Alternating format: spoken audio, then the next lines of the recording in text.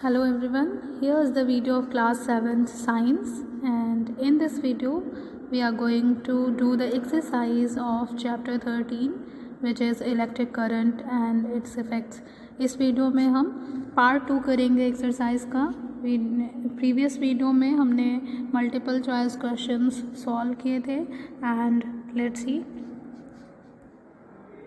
Here there are very short answer question. The first question is what is an electric current? Electric current क्या होता है? You have to write. So you studied that flow of electrons or electric charges through a conductor is called electric current. जब भी किसी conductor में electrons flow करते हैं तो इन्हीं फ्लो ऑफ इलेक्ट्रॉन्स को हम इलेक्ट्रिक करंट कहते हैं। Like you can C in this simple circuit diagram. यहाँ पर आप बैटरी से आपने कंडक्टिंग वायर को जोड़ा हुआ है और वायर को अल्टीमेटली एक बल्ब से जोड़ा हुआ है। तो यहाँ पर देखिए flow of electrons it is being shown here from negative terminal of the battery to the positive terminal. So this is the flow of electrons and electrons जब flow करते हैं किसी भी conducting wire में तो इलेक्ट्रिकल एनर्जी प्रोड्यूस होती है और वही इलेक्ट्रिकल एनर्जी जो है हम अपने अप्लायंसेस को रन करने के लिए यूज़ करते हैं। Now the next is Now here is the second question. Make a list of 5 devices that use electric current. वो कौन कौन सी 5 डिवाइसेस हैं जिनमें आप इलेक्ट्रिक करंट का इस्तेमाल करते हैं। तो here are some devices: vacuum cleaner, hair dryer, iron, fan, dishwasher, air conditioner, blender, juicer, sandwich maker. So out of these you can write any 5 with the diagram in your copy. Now the next question is what is the heating effect of electric current? आपने chapter में पढ़ा था कि electric current जो है वो बहुत सारे इफ़ेक्ट शो करता है, like magnetic effect, heating effect and chemical effect. यहाँ पर आपसे पूछा जा रहा है हीटिंग इफ़ेक्ट क्या होता है।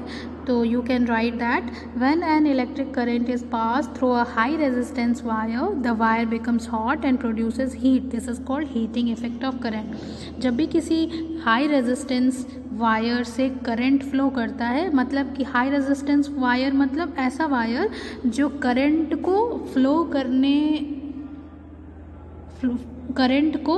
फ्लो को अपोज करता है, रोकता है।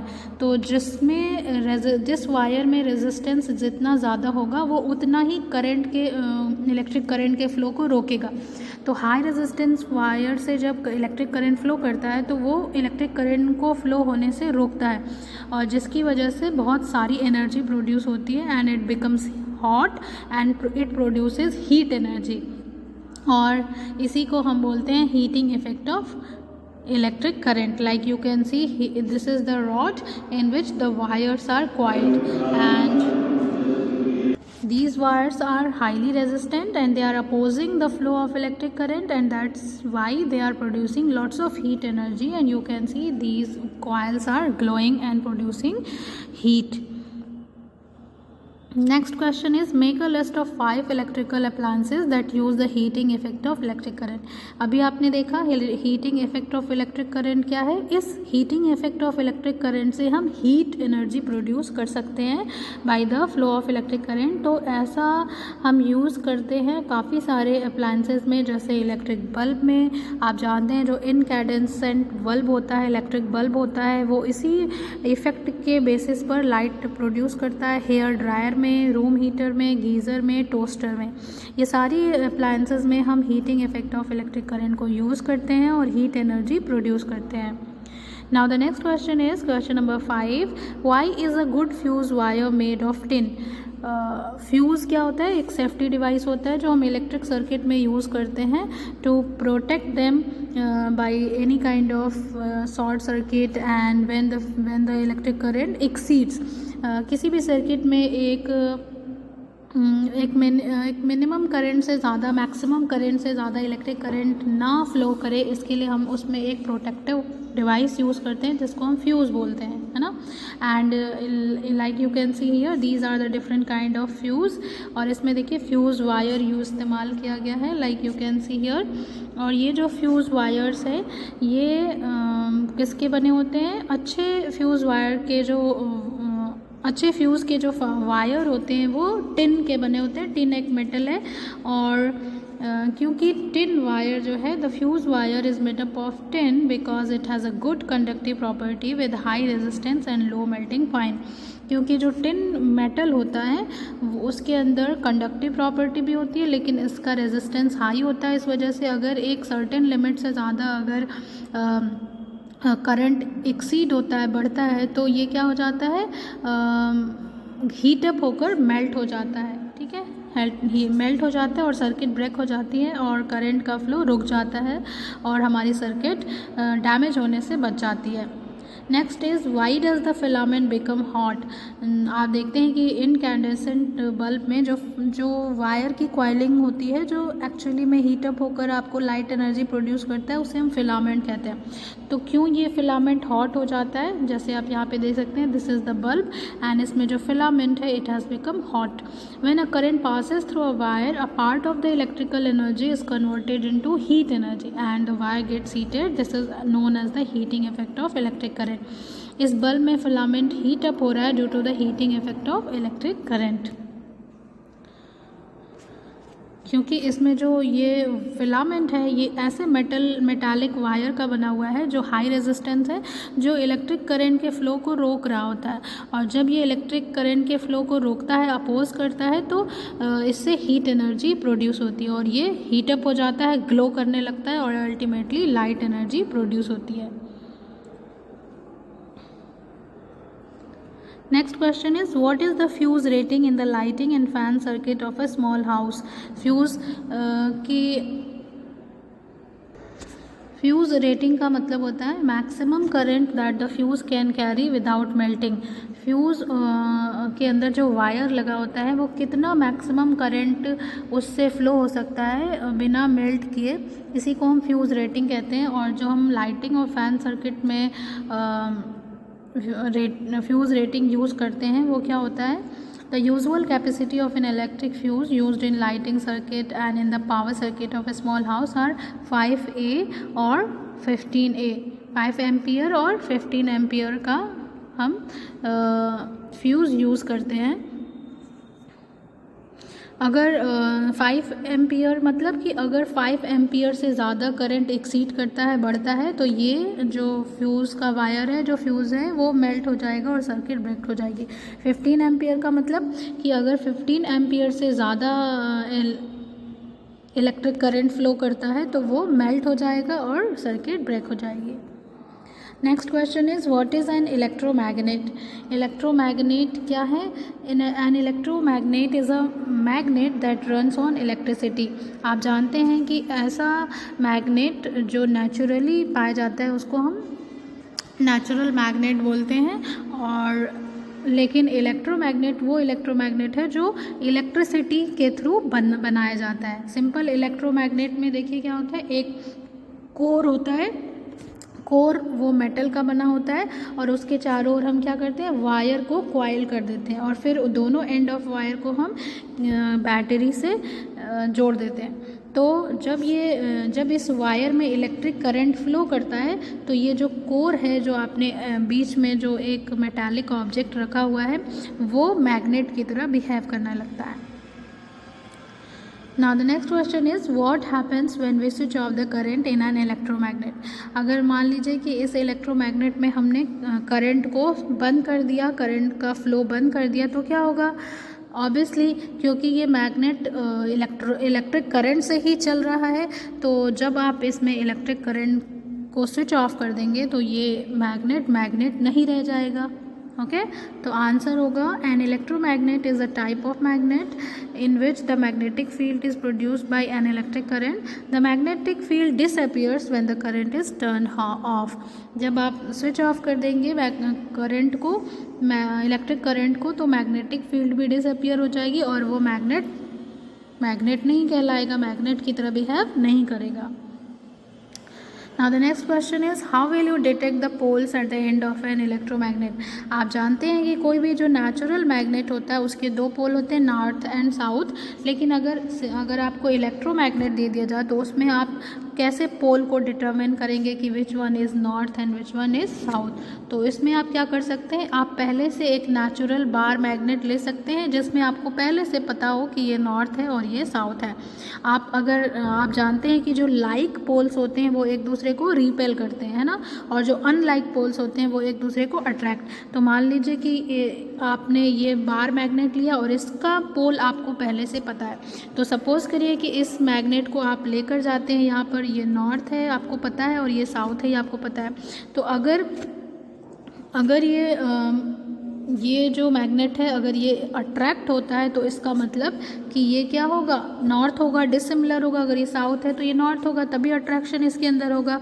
और सपोज़ करिए कि ये आपको ये बार मैग्नेट इसके पास ले जाने पर ये इलेक्ट्रोमैग्नेट ये रिपेल हो रहा है, तो इसका मतलब क्या होगा कि ये जो पोल होगा ये भी क्या होगा, साउथ ही होगा, तभी तो ये दोनों लाइक होंगे तो एक दूसरे को रिपेल करेंगे। तो आप एक नेचुरल बार मैग्नेट की हेल्प से इलेक्ट्रोमैग्नेट के पोल्स को आप डिटरमिन कर सकते हैं। तो you can right with the help of a bar magnet we can determine the poles of an electromagnet. Take the north pole of the bar magnet near the electromagnet. If it repels, then that side of electromagnet is north pole and other side of electromagnet is south pole, because like poles repel each other and opposite pole attract each other. Now the next one is what is a fuse? Fuse क्या होता है? Fuse is a piece of wire of a material with a very low melting point.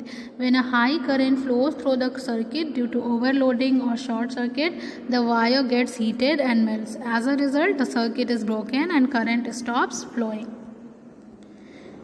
Next is why are CFLs are being used in place of bulb nowadays? जो traditional incandescent bulbs होते हैं उनकी जगह पे आजकल हम यह क्या यूज़ कर रहे हैं, CFL यूज़ कर रहे हैं। ऐसा क्यों होता है? Because CFLs are preferred over electric bulbs because they work on the chemical effect of electricity and not on the heating effect of electricity. Thus, they do not consume more energy than electric bulbs and they are very cost efficient. And electric bulb is used for light but it also gives heat. क्योंकि जो normal आपका incandescent bulb था वो heating effect of electric current पर use होता था और इसमें बहुत ज़्यादा इलेक्ट्रिसिटी कंज्यूम होती थी और बहुत सारी एनर्जी लॉस भी हो जाती थी, वेस्ट भी हो जाती थी। लेकिन CFL जो होते हैं ये क्या होते हैं, they are the compact fluorescent lamp and they use less energy. ये इलेक्ट्रिसिटी के केमिकल इफेक्ट पर बेस्ड होते हैं, इसलिए इनमें एनर्जी का वेस्ट नहीं होता है ये, और ये सस्ते भी होते हैं, कॉस्ट एफिशिएंट भी होते हैं। Next is what are MCBs? MCBs are the miniature circuit breaker is a switching device which automatically turns off when current exceeds a safe limit. Fuse की जगह पे आजकल हम लेटेस्ट क्या यूज़ करते हैं, MCB यूज़ करते हैं। MCB का फुल फॉर्म क्या है, मिनिएचर सर्किट ब्रेकर। यहाँ पर आप देख सकते हैं दिस इज़ द MCB। और ये क्या होता है कि जब भी किसी सर्किट में इलेक्ट्रिक करंट एक्सीड करता है, एक मैक्सिमम लिमिट से ज़्यादा बढ़ता है, तो ये MCB अपने आप क्या हो जाती है, टर्न ऑफ हो जाती हैं और सर्किट को ब्रेक करके उस सर्किट को बचा लेती हैं, डैमेज होने से सेव कर लेती हैं। Which property of a conducting wire is utilized in making an electric fuse? Electric fuse में वायर की किस प्रॉपर्टी का यूज़ किया जाता है? तो you can write the low melting point of the wire is utilised in making electric fuse. हम electric fuse में ऐसे वायर का इस्तेमाल करते हैं जिसका मेल्टिंग पॉइंट लो होगा। ठीक है, next is question number 16। Name the device used these days in the place of electric fuses in electric circuit. उस डिवाइस का आपको नाम बताना है जो आजकल हम इलेक्ट्रिक सर्किट में यूज़ करते हैं in place of electric fuses. तो आजकल हम अपने इलेक्ट्रिक सर्किट में इलेक्ट्रिक फ्यूज़ की जगह पर MCB का इस्तेमाल करते हैं, मिनिएचर सर्किट ब्रेकर का इस्तेमाल करते हैं। It is the device use these days in place of electric fuses in electric circuit. This is a switch which automatically turns of when the current in a circuit exceeds the safe limit.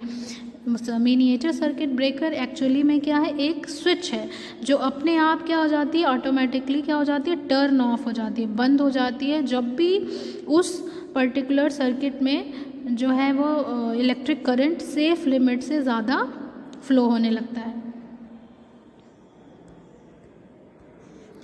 Why are compact fluorescent lamps preferred over electric bulb? Question number 17 है कि जो CFL है, compact fluorescent bulb है, वो हम use करते हैं electric bulb के प्लेस पर। ऐसा क्यों?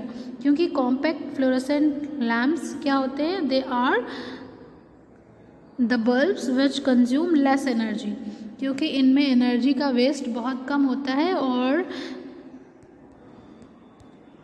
दे will not waste the energy in the form of heat. जैसा कि आप जानते हैं कि नॉर्मल ट्रेडिशनल बल्ब में heating effect of electric current का हम इस्तेमाल करते हैं और उसमें बहुत सारी एनर्जी हीट के फॉर्म में वेस्ट हो जाती है, लेकिन कॉम्पैक्ट फ्लोरेसेंट बल्ब में chemical effect of electric current का यूज़ किया जाता है और इसलिए इसमें हीट के फॉर्म में एनर्जी वेस्ट नहीं होती है। देखिए 3 जा 9 बल्ब्स में जितनी एनर्जी यूज़ होती है, 9 बल्ब्स में जितनी एनर्जी यूज़ होगी तो फिर जितना आपको लाइट मिलेगा, ठीक है, लाइट एनर्जी मिलेगी, that is equal to the 1 CFL। ठीक है, आप 9 बल्ब जलाते हो और उससे आपको जितना लाइट मिलता है उतना आपको सिर्फ 1 CFL में मिल जाएगा। तो इसका मतलब कि 1 CFL से आपको 9 इनकैंडेसेंट बल्ब के बराबर आपको लाइट मिलेगा। तो इट इज़ वेरी एफिशिएंट, ये बहुत एफिशिएंट है और इसमें इलेक्ट्रिकल एनर्जी बहुत कम खर्च होती है और आपको ज़्यादा लाइट प्रोवाइड की जाती है। So that's why we use it, और इसीलिए ये बहुत सस्ते भी होते हैं और हम इसको अपने घरों में यूज़ करते हैं। Next is why is an electric fuse required in all electrical appliances. जितने भी इलेक्ट्रिकल अप्लायंसेस होते हैं उन सब में इलेक्ट्रिक फ्यूज़ का हम इस्तेमाल करते हैं। ऐसा क्यों करते हैं? क्योंकि an electric fuse is required for its acts as a safety device and it checks excessive current flow. The primary use of an electric fuse is to protect electrical equipment from excessive current and to prevent short circuit or mismatched load. किसी भी electrical appliance में अगर एक certain limit से ज़्यादा electric current flow करेगा तो वो इलेक्ट्रिकल अप्लायंस क्या हो जाएगा, डैमेज हो जाएगा, उसमें शॉर्ट सर्किट हो जाएगी। तो इससे प्रोटेक्ट करने के लिए हम सारे अप्लायंसेस में क्या यूज़ करते हैं, इलेक्ट्रिकल फ्यूज़ यूज़ करते हैं, जिससे हमारे इलेक्ट्रिकल अप्लायंसेस ओवरलोड से बच जाते हैं। So that was the last question of this video. In the next video we will solve more questions given in this chapter. Till then, thank you, have a nice day.